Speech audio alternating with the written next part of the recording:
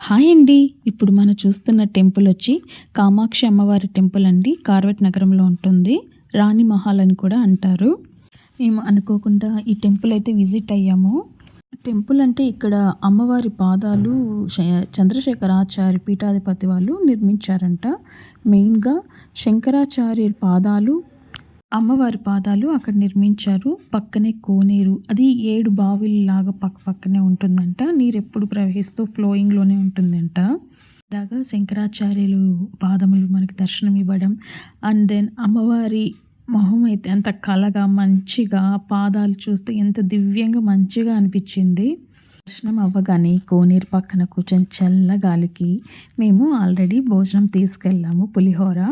అక్కడ పక్కనే టేకాకులుంటే వాటిలో పెట్టుకొని అద్భుతంగా అమ్మ వాళ్ళతో కూర్చొని ప్రశాంతంగా తిన్నాము. అందరూ కూడా విజిట్ అవ్వండి. Like, share and subscribe.